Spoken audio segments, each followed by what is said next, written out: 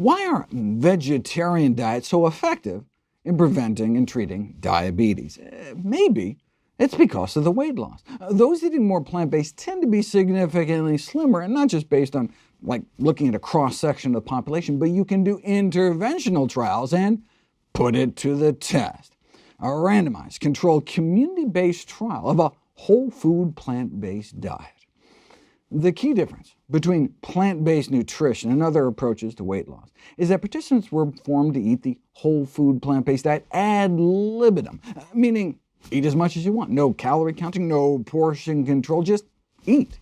It's about improving the quality of food rather than restricting the quantity of food.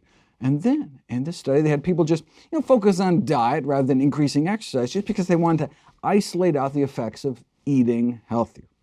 So, what happened? No restrictions on portions. Eat all the healthy foods you want. Here's where they started out. On average, obese at nearly 210 pounds. The average height was about 5'5". 3 months in, they were down about 18 pounds. 6 months in, more like 26 pounds down.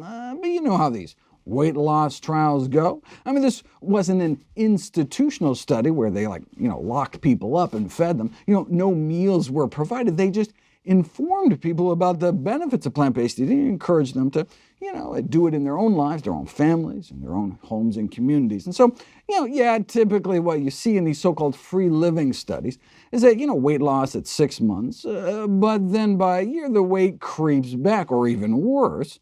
But in this study, they're able to maintain that weight loss all year.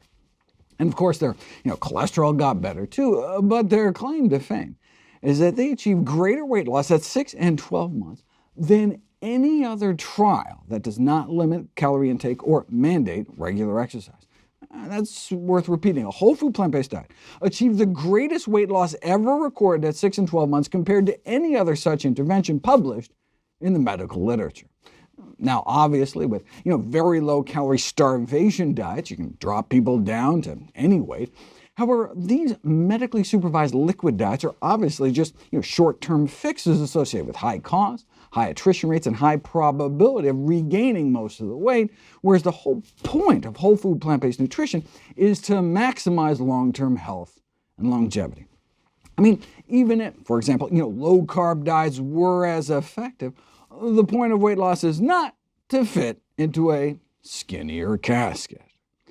Studies on the effects of low-carbohydrate diets have shown higher rates of all-cause mortality, meaning a shorter lifespan, decreased artery function, worsening of coronary artery disease, and increased rates of constipation, headaches, bad breath, muscle cramps, general weakness, and rash. And yet, still not as effective as the diet that actually has all the good side effects like decreasing risk of diabetes beyond just the weight loss.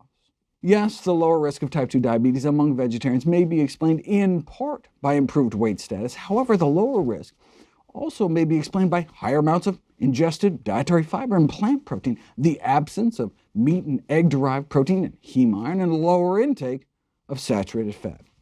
Most studies report the lowest risk of type 2 diabetes among those who adhere to strictly plant-based diets.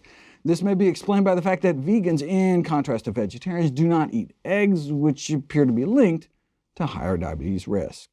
Maybe it's eating lower on the food chain, so you avoid the highest levels of persistent organic pollutants like dioxins, PCBs, DDT, and animal products, which have been implicated as a diabetes risk factor.